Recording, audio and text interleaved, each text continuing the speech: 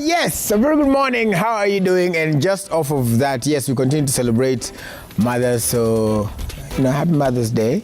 Let's just make it the week and celebrate them every day since Sammy's last guest hopped onto that point. So we'll celebrate mothers. And that's what we're talking about today, actually. If you remember, I think we can safely use the word proverbial mother. Would be that, or ule mwenye anawapatia folk stories. There's a lot of, if you look at the internet, if you just type African moms on TikTok, you'll see a lot of content of what, vunja tu. Those kind of, vunja hata ukujie hizi uvunje. It's okay, yeah. Or I want you home before the street lights come off. I want you home before it's dark. Like that forceful figure of a mother. Are we losing that today in the 21st century because of different things? And what are these different things? So we're going to talk about that today. To help us with that conversation, Bobby. Is that Bobby Fine? Say that again. Bobby Fine. Again. Bobby Fine. Because it's the truth. I'm not lying. Yeah. Hi, good morning. Yes, how you doing? Kuna baridi leo. Kuna kaheho. Yes. But I'm doing really good. I had the best weekend. Weekend yangu imeisha leo. Yes, imeisha leo hii. Asubuhi. Asubuhi hii. Wonderful. Yeah, so I've had a good time and I feel good. I'm ready to be back at work. I feel good. I'm just happy. Yeah. As usual. So let me not draw some inferences from that, because if your weekend was good and now when you're going back to work, it means dot. All right, QT. Wagwan. Uko vipi, how you doing? Niko fiti. Unajua mimi na wewe, we are happy. It's a happy week. What a wonderful week it is for Manchester United fans. Yes. We are very, very happy. That's right. Hakuna kitu ingine, si. We live for that. Man. Yes. We eat football. Downfall. Yes. We live football, eat football, sleep football. Nothing more, by the way. So we are happy. So tuko happy, sir. It's a very beautiful week. But I know for CJ, it's also a beautiful week. For Arsenal, they had, since we're talking about mothers, the mother of all losses. CJ, how are you doing? Good. You doing all right? Yes, I am. Everything is okay? All good. How are you doing? I'm doing great. Right. But yeah, you guys need to be nicer. I asked you. You did? Yeah, you did. Yeah. Roberta always asks. I'm sorry. Yes, I'm doing good. I'm happy as well.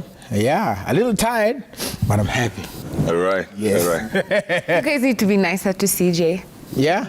You need to be nicer to CJ. All right. We'll be when you say you guys, everybody watching?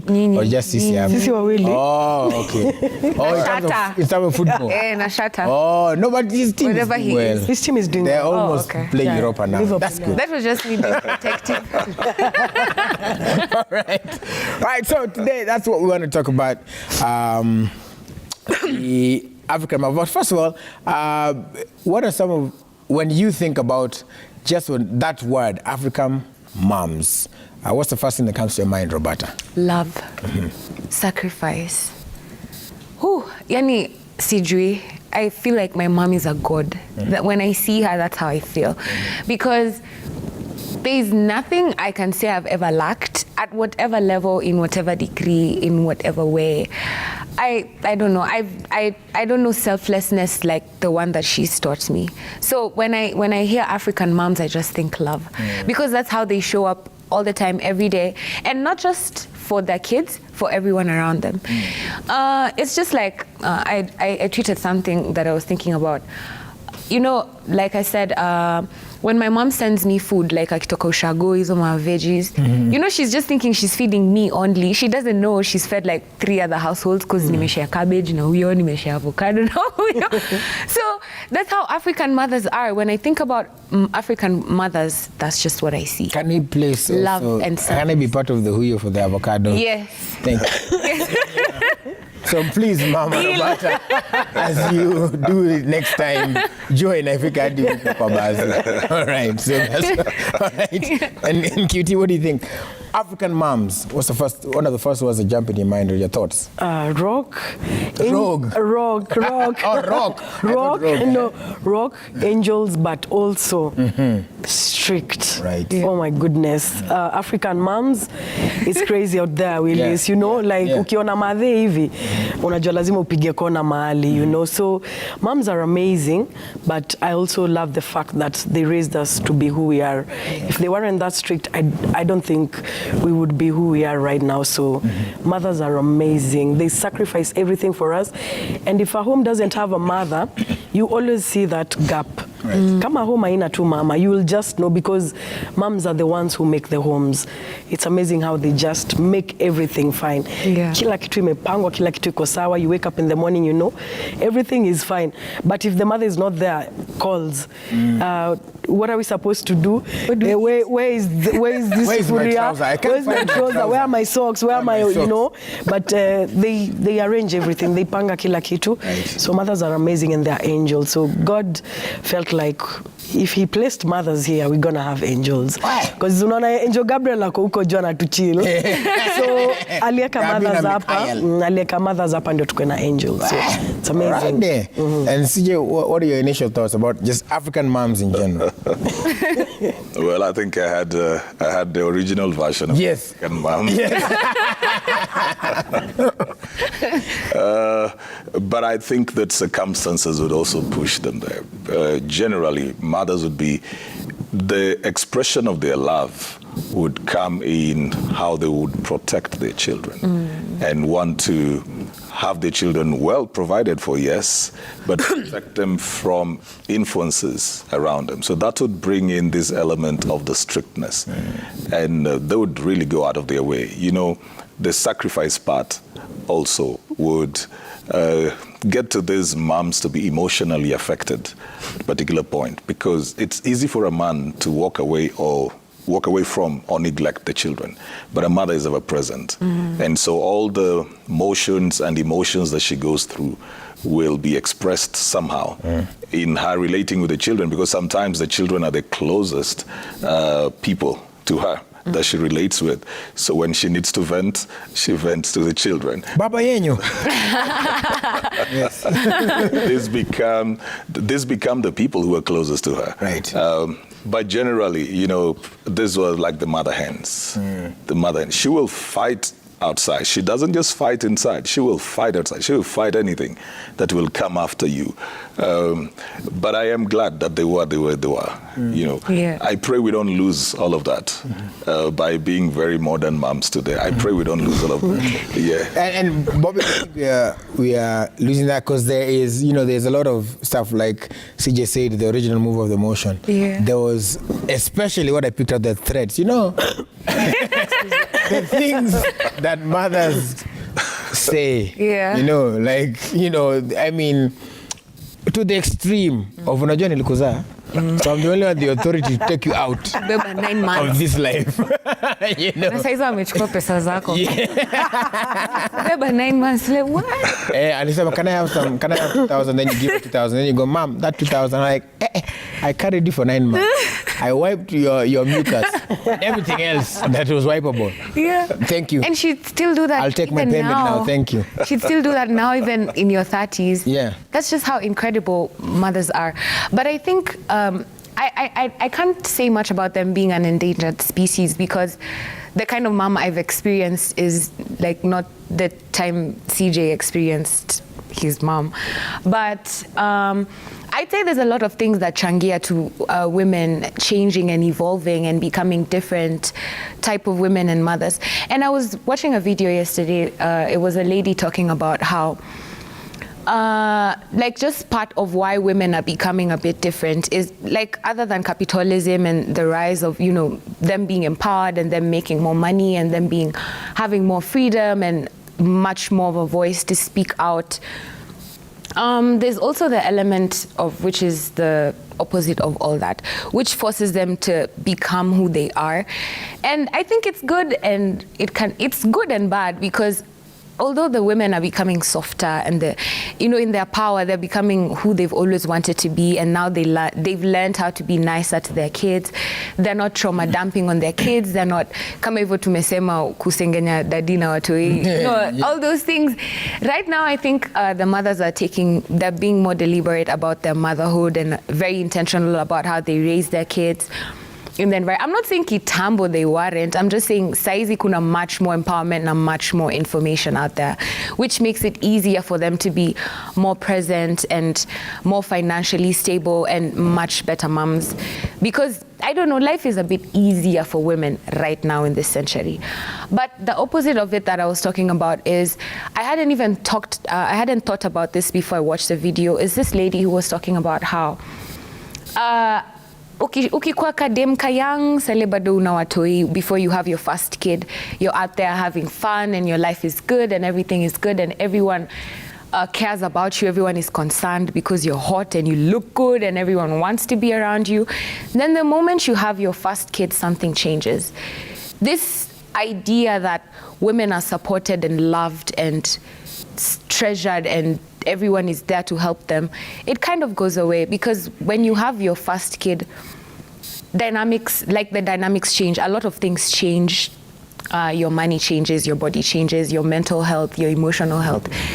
But most, apparently, I can't prove it myself, but from what I've heard, apparently women are going so much through the struggle of being isolated, because once you make your change, or when you get married, she said when you have your first kid or when you get married, it's like you get isolated from community, and all this other support that was there initially, it starts to dwindle, because now it's like you're navigating everything on your own.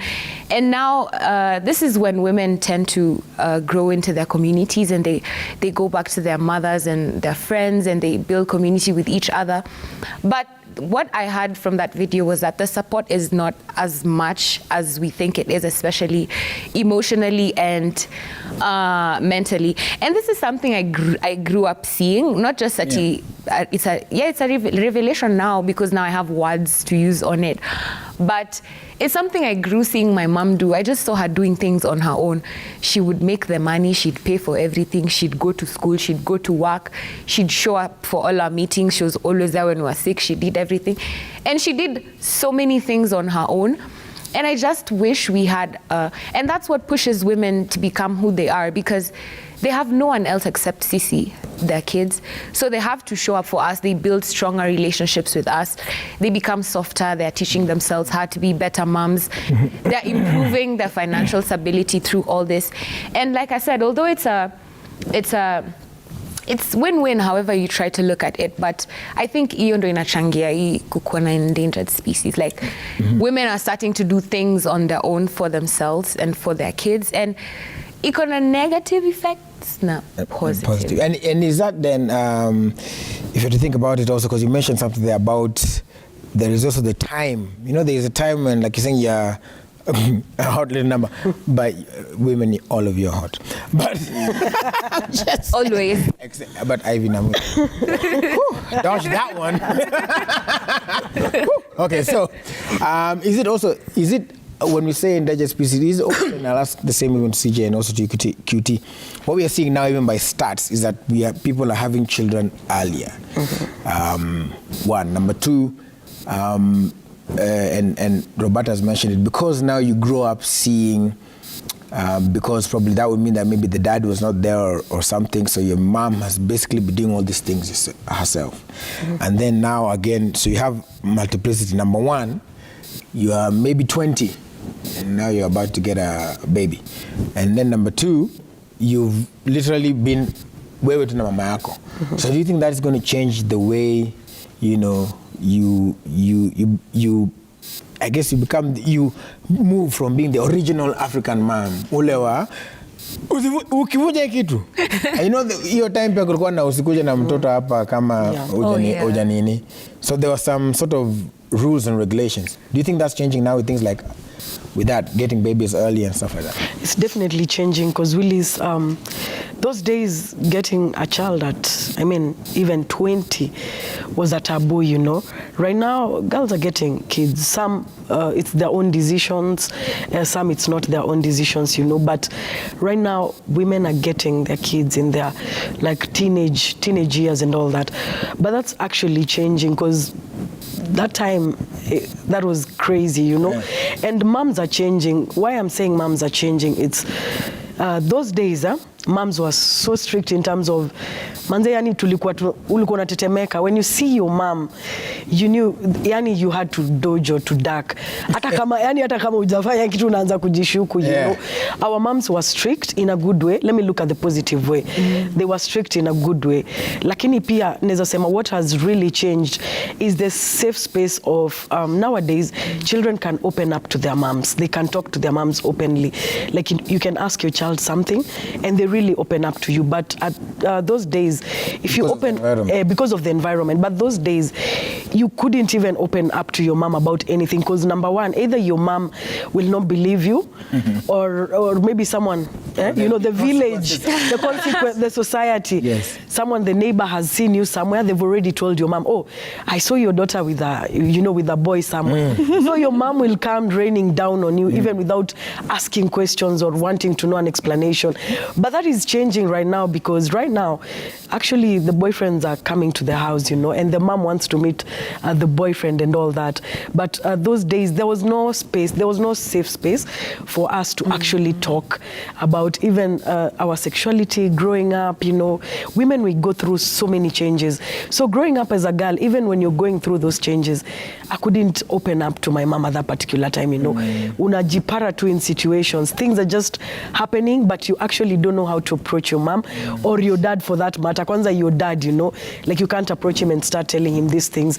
There were no conversations about the girl changing, maybe the boy, and all these relationships and all that.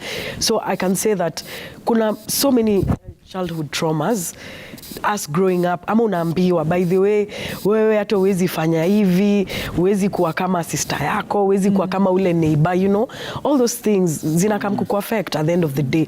But you don't know at that particular moment. But when you're growing up, you end up having this inferiority complex, like I can't do this, my mom used to tell me this, and you know your mom is there every single day telling you that. But right now, I think it's a different, it's a different environment where you tell your child every day, you're beautiful, you're strong, and you can ask your child, did someone hurt you? Why are you sad? Why are you locking yourself in your room? But those days, there was nothing like, there were no locks. There were no locks. Why? Ilikuwa tu lazima, kulikuwa na family setup. Lazima mkule pamoja, lazima mfanye vitu pamoja. But saizi nowadays, the child will go to their room and lock themselves up, and the mom will be like, hey, what's happening with you? You've changed. So I can say that environments back then, they were not safe, and that's why we have so much childhood traumas. We carry all those traumas.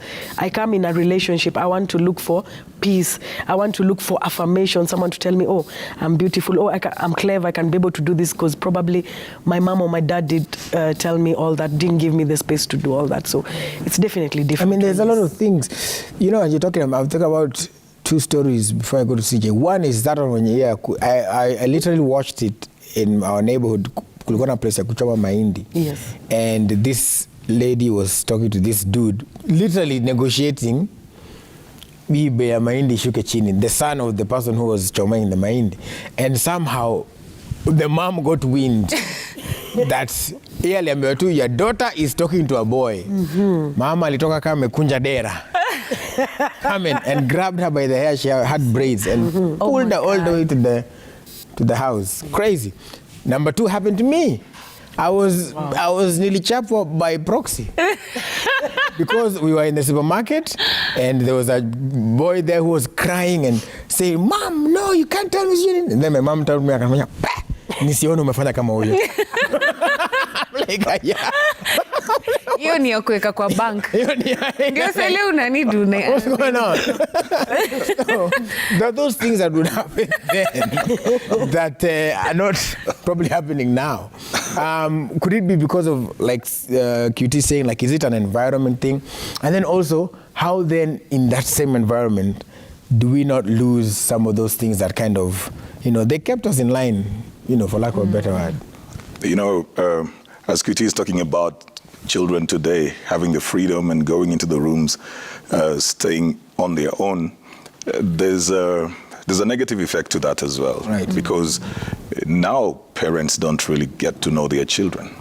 There's so much freedom that has been given, and parents don't get to know who their children interact with, who are the close friends, what the kids do, until probably something goes out negative, something goes down south, then you realize, so this kid has been hanging out with certain kind of people. You get to know their social media profiles, and you look at what they do there. They probably have a pseudonym, and the person you see in the house and the person that always presents you as your child, yes, that's not my kid. My kid always stays home, but then they're doing certain other things that you do not know.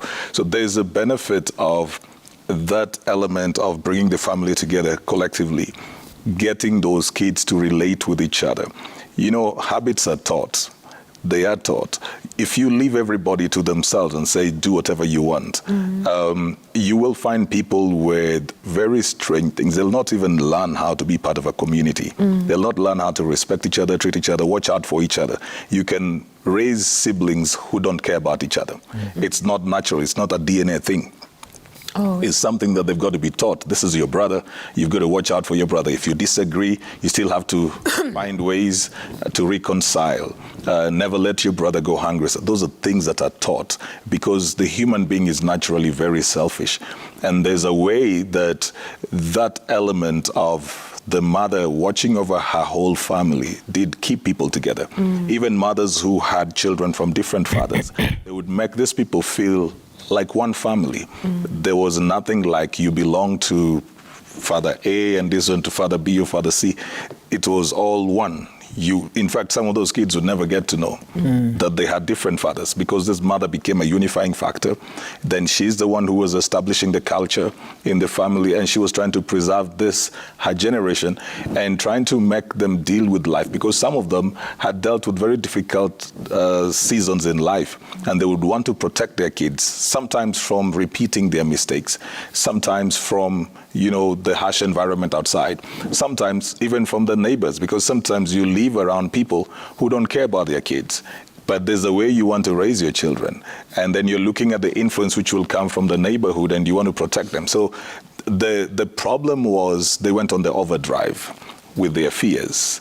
But we shouldn't lose that element of the discipline that the mothers were bringing, because they spend most of the time with the kids. The fathers, I hope, today are doing better for those who are present, but we shouldn't lose that element of the mothers teaching and training their children. That's one of the primary roles that a mother would have, to teach and train the children.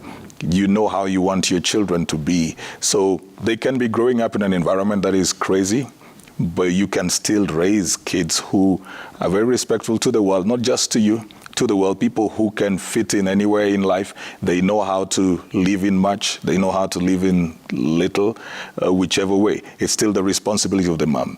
When we talk about that they have become better today, there's something that we were supposed to talk about the generation, is it Gen Z, that they're the most difficult people currently, according to some stats, to work with. The question is, how did we produce that? Could it be that there are certain things that are being lost, that we've moved from one extreme of very difficult, harsh, and strict mothers to now having Santa Claus mothers who give the children everything that they want? So when they go out into the society, they're very entitled. Could it be that we have swung the pendulum to the other extreme? Can I answer, CJ? Yeah, go ahead. You had to come into that. Being around a lot of Gen Z people, I think I fall in that category, I'm not sure. But Gen Z only come off as entitled and like that to people who want to try and control them. And they cannot be controlled because they've been brought up in a different way, where they have the freedom of thought. They can say what they feel, they can say what they want. They know so much about consent. They know a lot about their boundaries and their standards and what they deserve. So anytime you try to lowball them, you're definitely going to get the same energy back.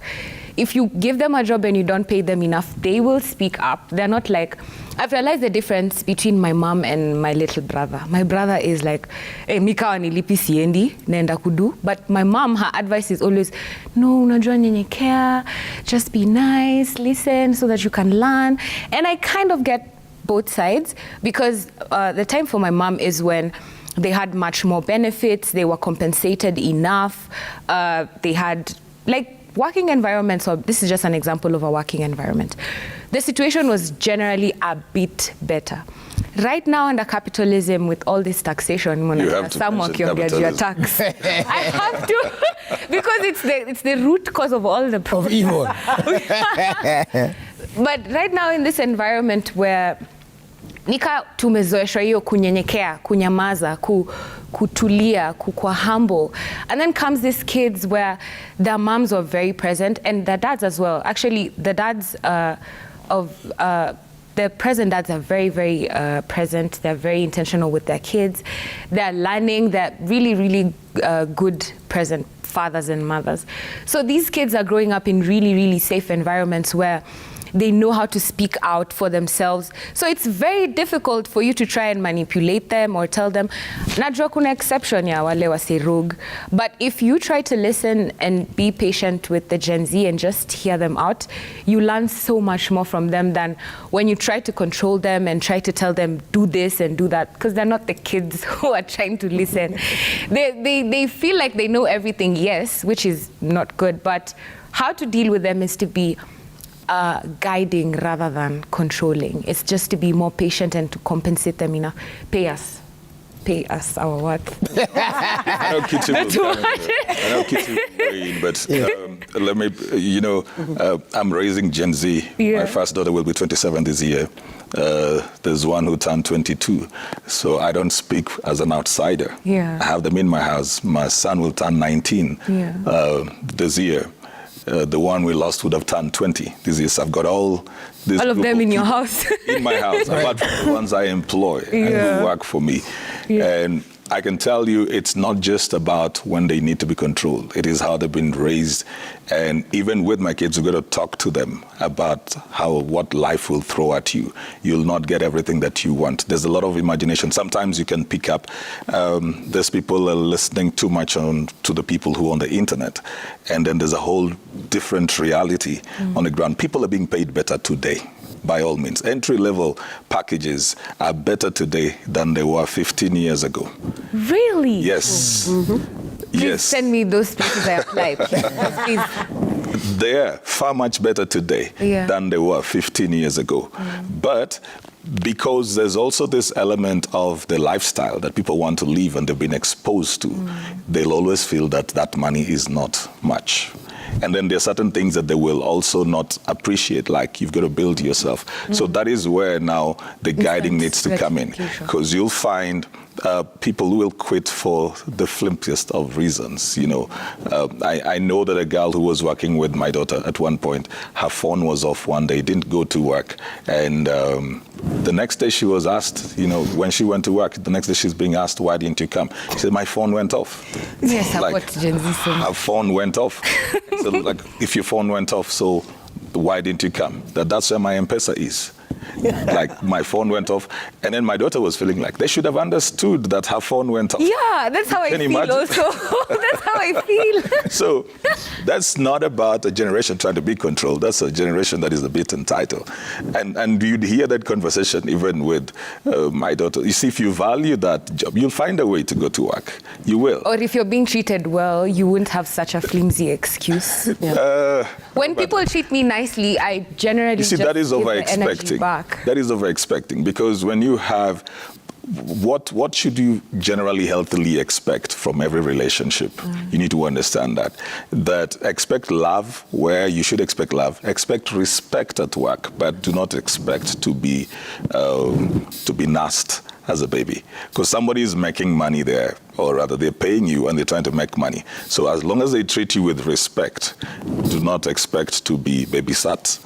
Kama respect I have to inakuja go with wazi. CJ on this one because honestly, hii generation... Yasimu naye nimesikia ni kama hata mimi but baba yangu unajua, ameingia hapo. Will is this generation is entitled, though. you know? But as much as the generation is entitled, who's to blame, Willis? At the end of the day, it starts with the grassroots. Us as parents, we are the Gen Z parents, you know? Like, we are the ones who are doing that. Because right now, Willis, what is really happening in our homes is the DM who is raising the child. We are not raising the children, you know? It's the DM. We are more focused on our careers. Yeah. I wake up at 4, I'm going to work. I don't even know. I'm going to the gym. I want to go to the gym. Anapiga story yako. Nataka kwenda kwa gym.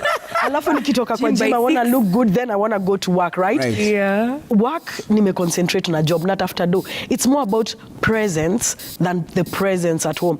By the time I'm getting home, maybe I leave work, I want to go have dinner or a few drinks with workmates and all that. By the time I'm getting home, who is taking care of my child? Mtoia shalala. Assignments have been done by the DM. The DM is washing the child, is feeding the child, is actually talking to the child.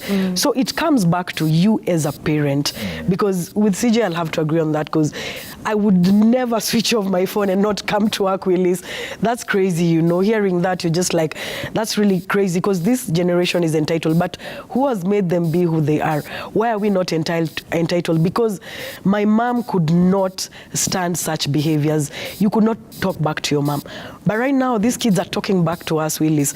Like, you tell a child something, like a 2-year-old, and they're like, they're entitled, they're just brushing you off, like, no. They're telling you no. In our days, Willis, you couldn't say no to your... You know, like, coffee ingekuwa imetembea. Hata coffee macho tu kwanza. Macho tu, you know, like, even when the guests are around the house, right now, you see the way the kids behave when the guests are around the house. The kids want to, like, dictate what is going to be watched and all that. But in our days, when the guests come, you just like... You leave, you go to the bedroom and respect that. There's a, I can say, level of respect that went away with the African moms. Sadly, I mean, it happens. I mean, I get. Imeenda, Willie. Imeenda. What is respect or fear? Imeenda. No, it's respect, actually. Well, it's a bit of both, because you know, some of those things you do to just stay alive. Willis, have you ever talked back to your mom? Huh? Have you ever talked back to your mom? Well, now, yes. But, but back now I have. But even though I try, you know, I do it with the... Yeah. So modern moms... I mean, I get what you're saying in terms of... there's such a definitely there needs to be more attention paid to how we are raising the children, up to and including the presence. I think that's where the rubber actually meets the road, because you know, as you raise them up, basically what you're seeing are representations of, actually, like CJ was saying, it's what is being shown is a representation of how you're brought up. Yes. So I think that's where the thing is. So what's the balance, CJ? What's the balance with all the Gen Zs in your house? and let our boyfriend anyway. So see, for me, if you're going to bring a boyfriend, they must have passed through the process, like, of applying for a US visa. Or just the DS1. Yeah, you've got to do all of that. And those things for having crying. And then wait for the day have a we will disease. slot you in and tell us where the date will be and for how long. Na payment. So payment. They're going to payment non-refundable. Yeah. Oh man, because you know, it's a very difficult balance. It's a very difficult balance. But I think the thing is to constantly have conversations over things that people should expect. I believe that parenting is training children to live without you. Yes. And so if you train them that they will get everything in life, you will have messed up their life. You need to sometimes even deny them things that you can give to them, just for them to know that in life you will have to learn virtues as patience, delayed gratification. You'll have to learn to deal with no, because you may apply for a job and you get a regret. You may go out to sell and you get a regret. You may be rejected even in a relationship. So they need to learn how to deal with no. Sometimes you just have to do that. And sometimes it's good for them to build them up, because if somebody has had yes all their life, the first time they get a no, they may react. And this is why sometimes you'll hear like the shootings in the US, a kid will have been sent home over something. They cannot deal with that. They come back with a gun and shoot because they do not know how to deal with that element. Rejection is part of life. It's not something that we should be looking at as the end of life. So a parent should prepare their child for their absence. Like, this kid should be able to live without you. Yes. Then your presence in their life becomes a bonus. People lose their parents when, even when they're very young. You'll see a kid who is in standard 3 and has lost the parent. There's no guarantee that you will be here with these kids. They may end up living with relatives who may not treat them very well, or friends, or finding their way around life. So as a parent, have that in mind. As much as you want the best for your kids, train them to live without you. Train them to love as much as they can, but train them that as long as they receive respect in spaces they shouldn't over-expect. If you're being paid, if you agreed on something, go ahead and work it. You may not receive everything that you want at one particular place. Sometimes where you sow your seeds isn't where you will harvest. Take your first job, give your best, put in your all. If it's not toxic, if you're not being mistreated or disrespected, bring down your expectations in terms of the lifestyle you want to have. And as you keep growing, you will get yourself into that place. Those are things that we need to teach our children. I've got one of my sons who really wants to play football, actually both of them. But we go through certain processes with him. And when it doesn't work, I tell him, you see, boy, life sometimes doesn't give you what you want, but you keep on going. Our kids need to know that you will not always get the things you dream about. And so what is your plan B? What is your plan C? How do you navigate around that? How do you handle your emotions? Feel the hurt, feel the pain, but then get up again and walk. Otherwise, we'll raise children who will not be able to live in their future. And while people will be blaming the kids, we will be the ones who bear the responsibility, because we never prepared them for where they were going.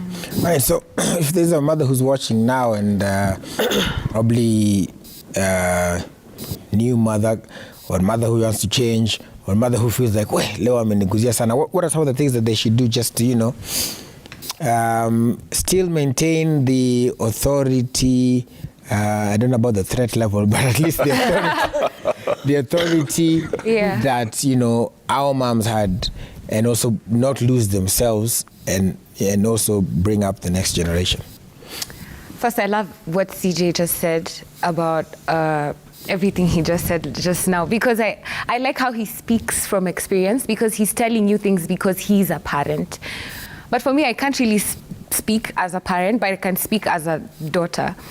And I can speak on the relationship dynamics that I have with my mom. Well, when I grew up, my mom was very, very strict and very hard. She used to be like that, like alikuwa mgumu. We never had a relationship because she was always busy doing things, getting things done, making sure we have everything we need. But the more I grew up, and then life slowed down a bit, and then life became a bit easier on her, is when she was able to create better bonds with us. She was able to be more present and more loving. And I think the thing that struck the balance is just an intentional relationship. Like CJ said, sharing DNA is not enough. These are taught things. It's habit. It's even with your mom, you guys having a relationship is not automatic. That's your unibeshte yako. It's talking, loving each other, being kind to each other, respecting each other, listening better, understanding, having boundaries. Like I was saying, my younger brother and my mom, she's a boomer and he's a Gen Z. Like, there's a great disparity. But me being in the middle, I kind of understand. Like, I can get why alizima simu but I can also understand why it's wrong, it's disrespectful. So it's just about finding the balance. Because kama hiyo example QT amepeana ya wageni kukuja, kitambo ilikuwa hivyo, respect, wageni wakikuja mnaenda mnatoka kwa nini sitting room tuongee. And then I grew up, and then now it's like the kids are being told this is your home. Before anyone else's home, this is your home. Make sure you feel comfortable in your own space. It's si nyumba ya wageni. Like, yes, respect ya wageni iko, but you need to be able to feel comfortable in your home before anyone else can come. So unaona kuna hizo discrepancies, but it's just about balance and listening better and talking to each other. All relationships need that deliberation where all of you are willing to listen, whether you're older or younger, or you can always learn something new from someone who's not better than you.